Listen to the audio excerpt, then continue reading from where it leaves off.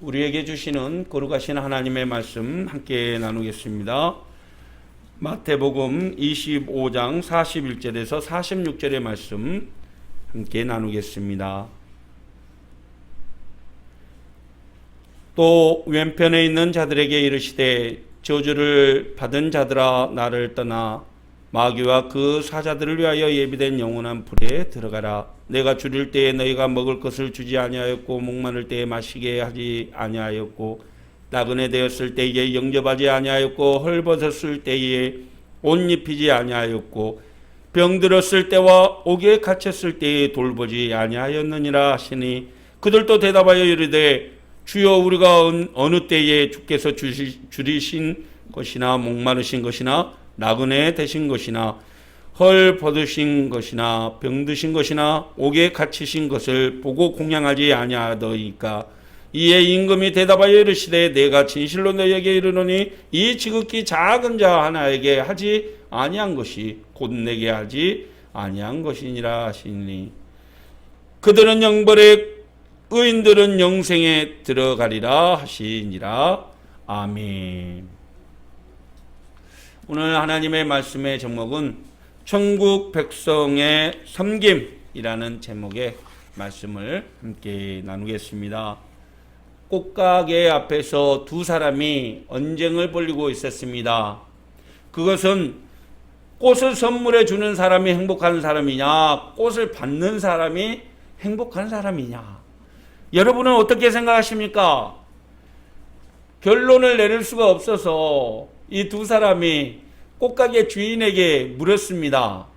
당신은 어느 쪽 사람이 더 행복하다고 생각하나요? 그랬더니 꽃을 파는 꽃가게 주인이 대답합니다. 저는 꽃을 파는 사람이 더 행복하다고 생각합니다.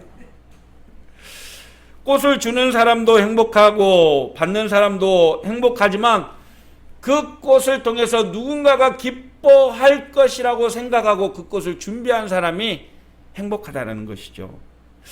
여러분, 세상을 살다 보면 참 자기 입장을 생각하는 사람들이 많습니다. 내 말이 맞고 내 입장이 바르다라는 것이죠. 그러다 보면 상당히 이기적이고 다른 사람의 의견을 묵살하는 경우가 있습니다. 우리는 이것을 차이라고 말하죠. 다른 사람의 생각과 내 생각이 차이가 있다는 것을 우리는 분명하게 인식해야 합니다. 그 차이를 극복해야 하기 위해서는 반드시 필요한 게 바로 상호 이해라는 단어이죠. 그렇습니다. 서로의 차이를 극복하기 위해서는 상대의 입장을 이해하고 배려해 주는 것이 필요합니다. 2021년 코로나를 겪고 있는 지금 이 시대 가운데 우리들이 가져야 될 가장 큰 덕목이 바로 상호 이해, 배려라는 단어가 아닐까 생각을 해봅니다. 남을 배려하고 이해하고 용납해주는 리더, 이것이 모두를 더불어 살아가는 세상 속에 존중하고 배려하는 일이라 생각이 되어집니다. 내가 조금 손해보더라도 상대를 배려하고 섬기려는 생각이야말로 지금 이 시대 가운데 요구하는 그리스도인의 정체성이 아닐까 생각이 되어집니다. 사랑하는 성도 여러분, 너무나 쉬운 이 단어가 사실 한국교회, 지금 현재 교회를 발목을 잡고 있습니다. 코로나 속에서 가장 많은 단어가 교회가 너무 이기적이다, 교회가 배려가 없다라는 소리였습니다. 2021년 한국 사회에서 가장 신뢰할 수 없는 기관이 어디냐라는 설문조사가 있었습니다. 2019년도 한국 사회행정연구회에서 발표한 설문조사에 따르면 바로 이 사진에 등장하는 것처럼 사회 통합을 이루기 위해 중심적인 역할을 해야 할 기관이 어디냐라는 조사에 놀랍게도 전체 응답자의 4%만이 교회다라고 응답했다고 합니다. 사회 통합을 이룰 수 있는 주체적인 역할. 그런데 여러분, 놀랍게도 20년 전만 해도 교회는 사회 기간 다음으로 높은 응답률을 보였다라는 것입니다. 불과 20년 만에 한국교회에는 신뢰도가 그만큼 추락했다는 것을 의미하죠. 그뿐만 아닙니다. 한국 사회 기관들의 신뢰도를 묻는 설문조사를 보면 바로 이 사진입니다. 한국교회가 국회 다음으로 한국 사회에서 신뢰를 받지 못하고 있다라고 응답했다라는 것입니다. 너무나 가슴 아픈 일입니다. 살아계신 하나님을 믿고 하나님의 말씀을 의지하며 세상 속에 선한 영향력을 끼치고 하자는 교회의 영향력이, 신뢰도가 참 세상 속에서 맥없이 이렇게 추락하고 있다는 것이죠. 많은 이유들이 있겠지만 놀랍게도 가장 큰 이유를 들라고 한다면 바로 말씀드렸듯이 상호 이해와 배려가 사라졌다라고 뽑을 수 있다는 것이죠. 성김과 희생, 배려와 이해가 약해지고 오직 교회가 가지고 있는 힘과 논리로 세상에서 영향력을 행사하려고 보니까 세상과 괴리감이 생기고 말았다는 것입니다. 그러다 보니까 자연적으로 교회가 가지고 있는 영향력이 사라지게 된 것이죠.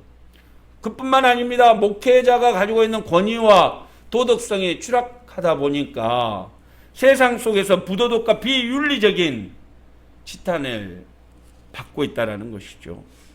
교회를 사랑으로 섬기고 교우들을 진실된 마음으로 보살피며 그리스도의 사랑을 전해야 되는데 그런 정신이 약해지다 보니까 세상 속에서 목회자가 지탄의 대상이 되고 말았다는 것입니다. 사랑하는 성도 여러분, 하나님은 오늘 또 예수 그리스도를 통해서 핏값으로 세운 교회를 통해서 하나님의 뜻이 이루어지고 하나님의 사랑이 전해지기를 원합니다. 교회를 통해서 평화가 정착되고 교회를 통해서 소외받은 이들이 회복되어지는 역사를 기대하십니다. 세상을 구원하기 위해서 자기네 목숨을 십자가의 대속물로 내어주신 예수 그리스도의 섬김의 정신을 회복하고 그리스도의 사랑으로 세상에 선한 영향력을 끼치며 하나님의 나라를 확장해 나가는 저와 여러분이 되시기를 주님의 이름으로 축원합니다. 오늘 바울 사도는 빌립보 교회의 권면을 통해서 그리스도인이라면 이런 삶을 살아야 됩니다라고 권면하고 있습니다. 그것이 무엇입니까? 빌립보서 2장 13절의 말씀입니다. 우리말 성경으로 함께 마음에 새겨 보겠습니다. 여러분 안에서 하나님의 기쁘신 뜻에 따라 결단하게 하시고 행동하게 하신 분은 하나님이시기 때문입니다. 무슨 일을 하든지 여러분은 불평이나 분쟁 없이 하십시오. 이는 여러분이 흠없고 순전한 사람들이 돼 뒤틀리고 타락한 세대 가운데서 책망받을 것이 없는 하나님의 자녀로서 세상에서 하늘의 별들처럼 빛나게 하려는 것입니다. 생명의 말씀을 꼭 붙들어 그리스도의 날에 내게 자랑이 되게 하십시오. 이는 내가 헛되이 다름질하거나 헛되이 수고한 것이 아니기 때문입니다. 여러분, 하수에 사는 연꽃은 비록 냄새나는 하수에 몸을 담그고 있지만 그러나 그는 고귀한 연꽃을 피웁니다. 그것이 연꽃의 정체성이죠. 우리가 오늘 이 빌립보서에 나와 있는 본문처럼 어그러지고 뒤틀린 이 세태 속에 살아가지만 우리는 그리스도인이라는 것입니다. 하나님이 가르쳐진 말씀과 예수 그리스도의 사랑이 우리 안에 있기 때문에 뒤틀리고 어그러진 세상 속에 살아가더라도 우리는 그리스도인의 가치관으로 살아가야 한다라는 말입니다. 할렐루야. 그렇습니다. 우리가 예수님을 믿는다고 한다면 그 믿음은 우리 스스로가 인정해주는 믿음으로 끝나서는 안 됩니다. 믿음은 나를 넘어 내 주변으로 흘러가야 되고 내 주변에 선한 영향력을 끼쳐야 한다는 것이죠. 그것이 살아있는 믿음 아니겠습니까? 말로만 주여 주여 하는 자를 주님은 다 받아주신다고 말하지 않습니다.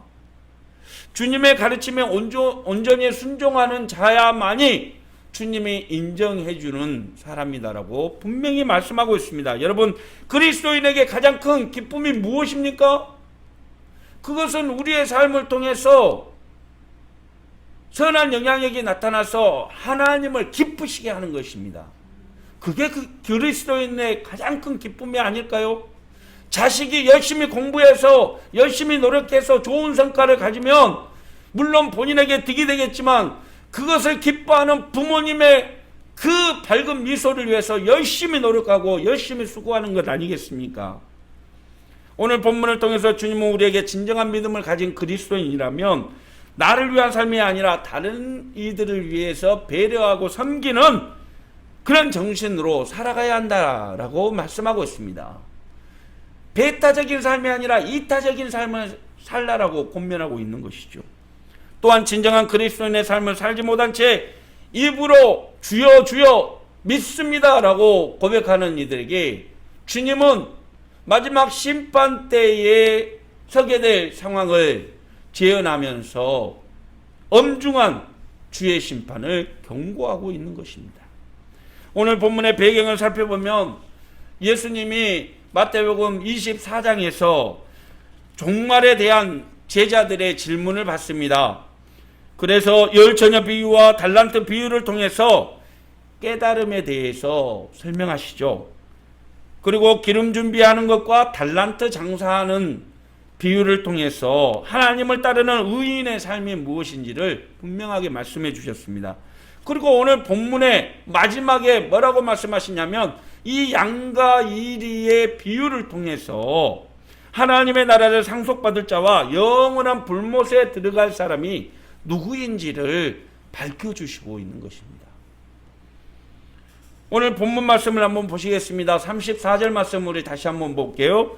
그때의 임금이 그 오른편에 있는 자들에게 이르시되 내 아버지께 복받을 자들이여 나와 창세로부터 너희를 위하여 예비된 나라를 상속받으라. 41절에도 이렇게 얘기합니다. 또 왼편에 있는 자들에게 이르시되 저주를 받은 자들아 나를 떠나 마귀와 그 사자들을 위하여 예비된 영영한 불에 들어가라. 오른쪽에 있는 즉 양으로 구별되어 있는 그 사람들은 영원한 하나님의 나라를 상속받게 되지만 왼편에 있는 사람들은 하나님의 무서운 심판을 받게 된다는 것입니다. 그런데 본문에서는 그 근거가 무엇이냐? 놀랍게도 주님이 줄이실 때에 먹을 것을 드리고 목마를 때 마실 것을 드리고 나그네 되셨을 때 영접하고 헐벗고 병들고 옥에 갇혔을 때 정성껏 보살펴 줬느냐 봉양했느냐 하지 않았느냐가 이 판단의 근거가 된다는 것이죠. 왼편에 있는 사람들이 항변합니다. 아니 주님, 우리가 주님을 믿는 사람들인데 주님이 오셔서 그렇게 하셨다면 우리가 왜 안 했겠습니까? 언제 주님이 오셨습니까? 그렇게 항변하는데 주님이 이렇게 말씀하시죠. 45절의 말씀입니다. 임금이 대답하여 이르시되 내가 진실로 너희에게 이르노니 너희가 여기 내 형제 중에 지극히 작은 자 하나에게 한 것이 곧 내게 한 것이니라 하시고, 여기에서 지극히 작은 자는 가장 작은 자라는 뜻입니다. 사실 키의 의미가 아니라 가진 것이나 지위가 현재의 다른 사람보다 떨어진 사람을 의미하는 것이죠. 다시 말해서 사회적인 약자를 표현합니다. 여기에서 지극히 작은 자라고 표현하신 예수님의 의미에는 두 가지를 담고 있는데요. 첫 번째는 여기에 있는 작은 자, 그래서 예수님을 따르는 제자 중에 가장 소외되고 가장 작은 자를 의미합니다. 다시 말해서 그리스도인의 공동체 내에서의 소외되고 문제되고 어려움을 겪고 있는 사람을 의미하죠. 두 번째로는 가난하고 병들어 사회적으로 버림받고 소외된 이웃들을 의미하는 것입니다. 주님은 이 세상을 만드신 하나님의 뜻이 이 세상을 살아가는 모든 이들이 평안을 누리고 기쁨을 누리고 살아가는 것이 하나님의 뜻이라고 말씀하셨습니다. 그 세상 속에서 버림받고 소외되는 사람이 있다면 하나님의 사랑으로 그들을 돌봐주고 보살펴 주라라는 것이죠. 그들을 도와주고 보살피는 것이 의인과 악인의 기준이 되어진다. 것입니다. 선행으로 구원받은 것이 아니라 구원이 선행으로 입증된다라는 말이죠. 행함으로 구원받은 것이 아니라 그 행함으로 내 믿음이 증명된다라는 것입니다. 믿습니까? 예수님을 대접하고 섬기는 것은 믿음을 가진 사람이라면 누구라도 할 수 있는 것이죠. 그런데 예수님이 뭐라고 말씀하시냐면 내 가진 것을 내 어려운 이웃에게 나눠주고 나를 따르라고 했을 때에 놀랍게도 부자 청년은 그것을 지키지 못했습니다. 주의 말씀에 순종하지 못한 것이죠. 그래서 예수님은 부자가 이 낙타가 바늘귀로 들어가는 것이 더 쉽다라고 그렇게 표현을 하는 겁니다. 믿음을 실천해낼 수가 없기 때문에 그 믿음을 증명해낼 수 없다라는 것이죠. 지극히 작고 소외된 형제와 이웃들을 돌보는 것은 가지고 있는 믿음을 실천하고 있는 것이죠. 믿음을 가지고 행하지 않는 믿음은 곧 죽은 믿음이다. 그래서 행하지 않는 믿음은 죽었다라고 표현을 하는 겁니다. 사랑하는 성도 여러분, 참 오늘날 한국 교회가 한국 사회에서 이렇게 신뢰도가 추락하고 어려움을 겪고 있는 이유는 저는 섬김의 정신이 차츰 잃어가고 있기 때문이 아닌가라는 생각을 해봅니다. 교회는 섬김의 공동체입니다. 주님이 우리를 그렇게 사랑으로 섬겨 주었듯이 우리도 이 사랑의 공동체에서 섬겨야 되고 세상 속에서 섬겨야 되고 섬기는 주체로 살아가야 한다는 것이죠. 나를 위해서도 살지만 다른 이들과 더불어 살아가는 것이 그리스도의 십자가의 정신이라는 말입니다. 섬기는 것이야말로 주님이 기대하고 바라시는 그런 천국 백성의 모습인 것이죠. 초대교회 성도들이 여러분 얼마나 힘들게 신앙생활을 했습니까? 그런데도 자기의 가진 것을 내놓고 더불어 살아가고 섬기고 베풀고 나누고 사회적인 약자에게 배려하고 그들을 지극히 사랑으로 섬겼단 말입니다. 세상은 그들을 바라볼 때 우리가 감당할 수 없는 사람이라고 표현을 합니다. 왜 그렇습니까? 그거는 그리스도의 사랑이 아니면 할 수 없는 행동이기 때문이죠.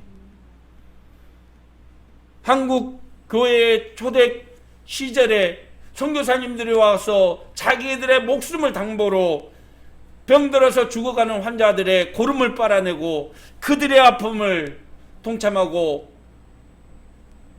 이 언어를 배우지 않는 그들을 위해서 정성껏 교육하고 그래서 한국교회가 그 섬김의 바탕 위에 여기까지 달려온 것 아닙니까? 그런데 어느 순간부터 우리는 섬김의 자리가 아니라 섬김 받으려는 자리로 이동해 버렸고 섬기는 것은 우리 자신의 결정이 아니라 환경에 좌우된다라고 생각하고 말았습니다. 섬김은 그리스도인의 삶의 기준이 돼야 되는데 놀랍게도 교회가 이 기준을 무너뜨리고 말았다는 것이죠. 여러분, 교회가 섬김을 통해서 세상을 앞장서서 인도에 가던 때가 있었습니다. 교회 하면 착한 일 하는 곳, 교회 하면 믿고 보낼 수 있는 곳이 교회였다는 것이죠. 그런 때가 있었습니다. 그래서 자신들은 절에 가가지고 불공을 드리지만 자식들은 야 너희들은 교회 가가지고 좋은 것 좀 배우고 와라 이렇게 보냈던 시절이 있었다는 것이죠. 왜 그랬습니까?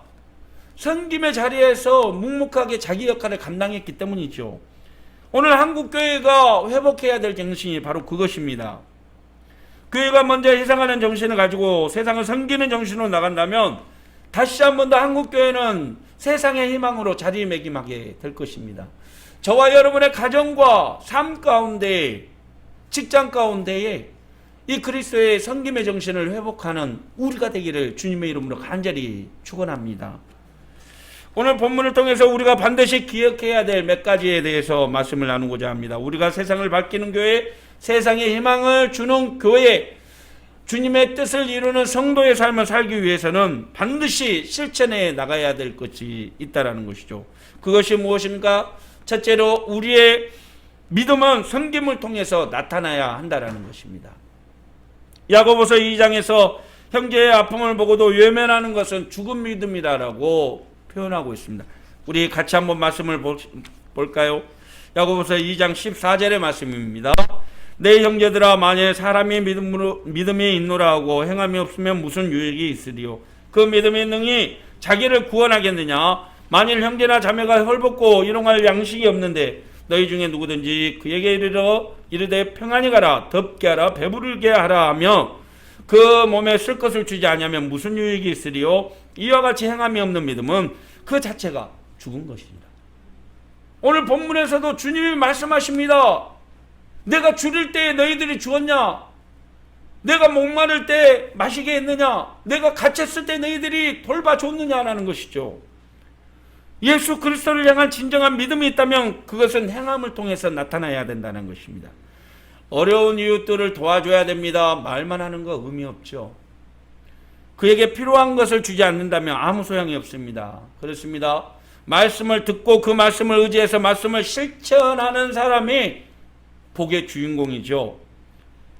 행함을 통해 작고 연약한 믿음이 성숙해지고 단단해지기 때문입니다. 우리는 처음부터 믿음이 단단한 사람이 아닙니다. 우리의 믿음은 말씀을 통해서 계속해서 그 말씀을 실천해 나갈 때 잘하게 되고 단단하게 되고, 그래서 처음에는 계란으로 바위치기지만 나중에는 우리의 믿음이 성숙해져서 한마로 바위를 깨뜨리는 힘이 생긴다는 말입니다. 그래서 계속해서 섬김의 정신을 가지고 하나님의 말씀을 실천해 나가야 된다는 것이죠. 사랑하는 성도 여러분, 우리의 믿음이 살아있는 믿음이어야 합니다. 그러기 위해서는 그리스도의 장성한 분량까지 자라나야 되죠. 살아있는 것이라면 다른 것에 영향을 미치고 자라가며 또 다른 생명을 낳는 것이 세상의 법칙입니다. 우리가 살아있는 믿음을 가졌다라고 한다면 우리는 선을 통해서 우리의 믿음을 자라가야 하고 섬김을 통해서 믿음을 실천하며 자라가야 합니다. 말로만 하는 믿음은 아무 소용이 없고 그 믿음을 실천해 나가야만 진정한 믿음이라고 할 수 있는 것이죠. 믿습니까? 오늘 또 우리의 믿음이 하나님을 기쁘시게 하는 살아있는 믿음, 자라나는 믿음이 되기를 주님의 이름으로 축원합니다. 두 번째, 도움이 간절히 필요한 형제를 외면하는 것은 곧 주님을 외면하는 것이라는 사실을 늘 기억하시길 바랍니다. 오늘 본문을 통해서 주님은 공경에 처한 형제 자매를 돕지 않는 것이 주님을 돕지 않는 것이라고 단정해 버립니다. 그리고 그 단정의 결과는 뭐냐? 영원한 불못을 선포해 버리시죠.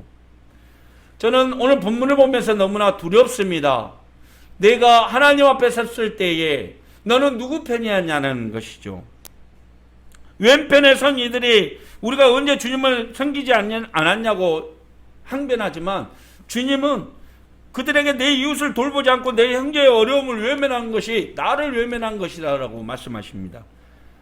오늘 본문에서 비유로 4번씩이나 선포된 내용들이 바로 그거 아닙니까? 줄일 때 주었냐? 배고플 때 먹였냐?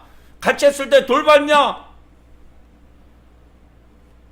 그 믿음대로 실천했냐는 것이죠.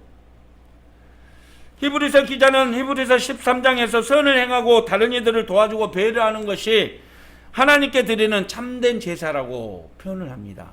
우리 같이 한번 보실까요? 오직 선을 행함과 서로 나눠주기를 잊지 말라. 이 같은 제사는 하나님이 기뻐하십니다. 여기에서 잊지 말라라는 단어는 기억력 감퇴라는 표현이 아니라 소홀히 하지 말라라는 뜻입니다. 그러니까 오직 선을 행함과 서로 나눠주는 것을 소홀히 하지 말라는 것이죠. 그것을 하나님은 기뻐하시는다는 것입니다. 그것이 참된 예배자의 자세라는 것이죠.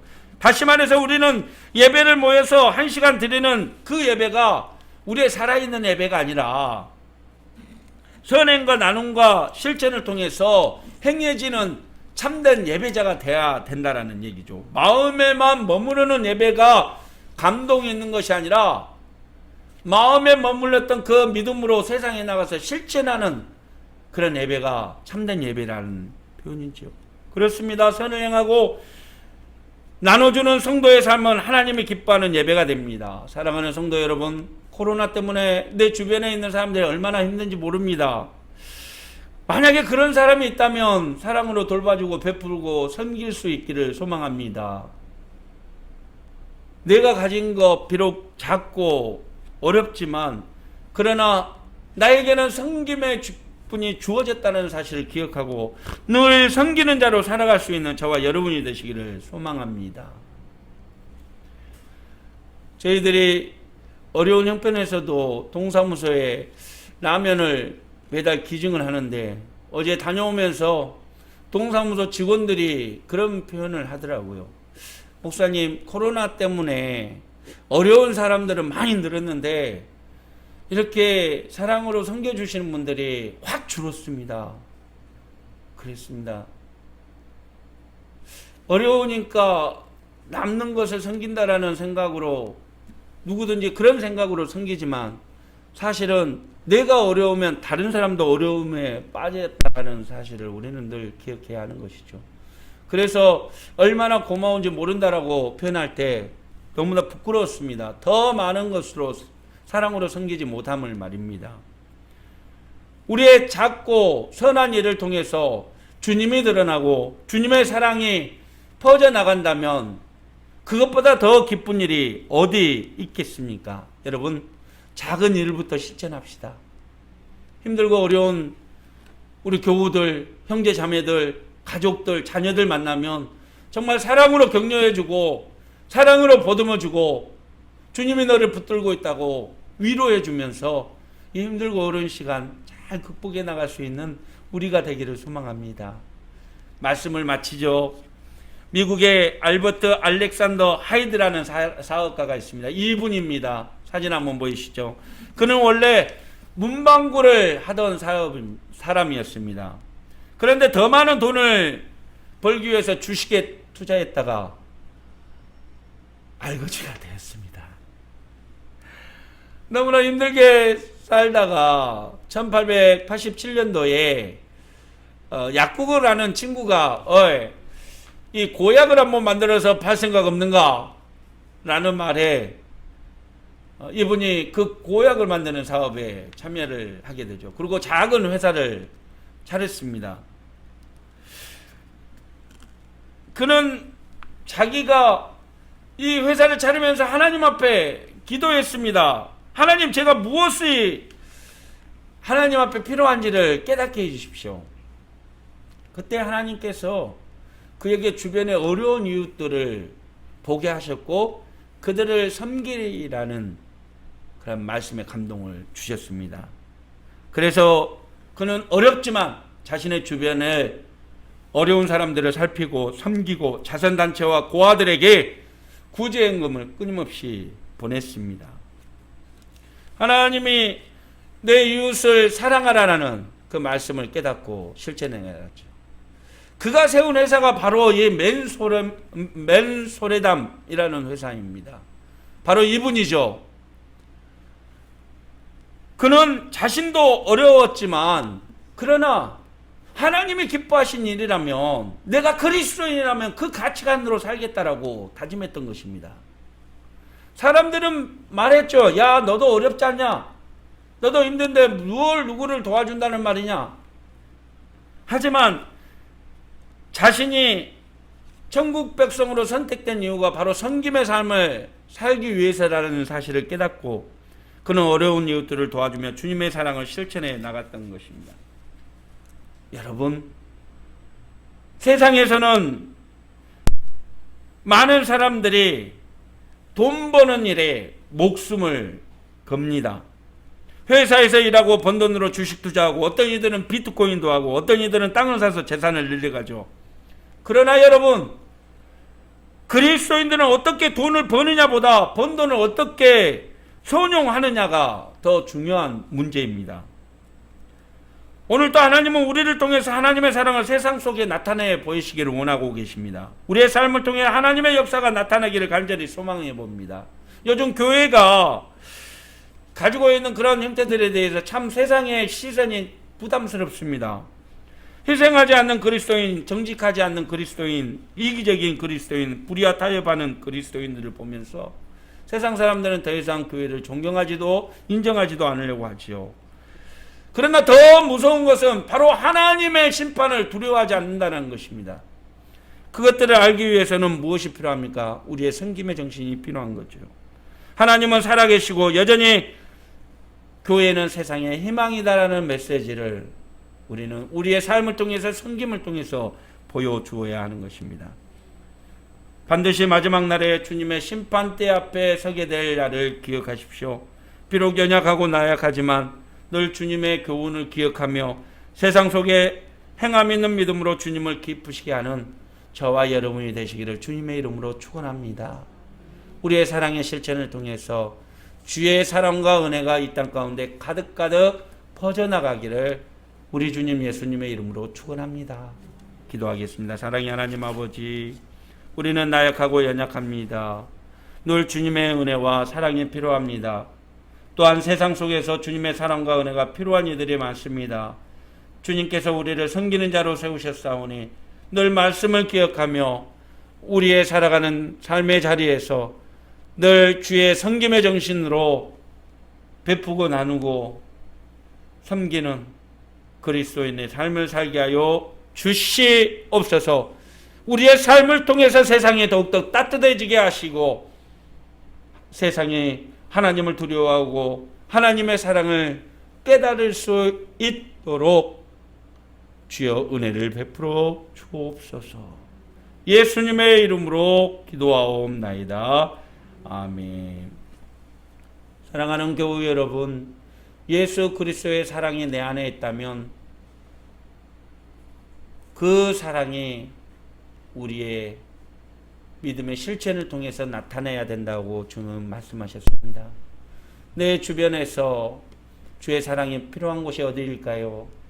내 사랑이 필요한 것이 어디일까요? 살펴보시고 진심으로 섬기는 자로 세상 속에서 그리스도의 빛과 소금의 역할을 감당하는 우리가 되기를 소망합니다. 주님 바라보고 마지막 날 심판대 앞에 설 우리의 모습을 기대하며 말씀에 의지하고 세상 속에 나가 사랑을 실천해 나가는 사랑의 주자가 되기를 축원합니다. 기도하겠습니다. 이제는 세상을 섬기기 위해서 이 땅에 오서 모진 고통과 아픔 속에서도 끝까지 사랑의 실천자로 살아가신 우리 주 예수 그리스도의 무한하신 은혜와 오늘 또 세상 속에 연약한 자를 돌보시고 입히시고 먹이시며 사랑으로 보살펴 주시는 하나님 아버지의 지극하시고 만극하신 사랑과 늘 그리스도인이 참된 진리의 길을 갈 수 있도록 도우시고 교통하시며 인도하여 주시는 성령님의 은혜의 역사하심이 오늘 또 세상 속에서 그리스도의 사랑의 실천자로 살아가기로 다짐하며 돌아가는 사랑하는 교우들 머리머리 위에와 삶 위에 가정 위에 자녀들 위에 하는 모든 일 가운데 이 땅의 민족 위에 이 교회 위에 세계 열방 위에 이제부터 영원토록 함께 계시기를 간절히 축원하옵나이다. 아멘.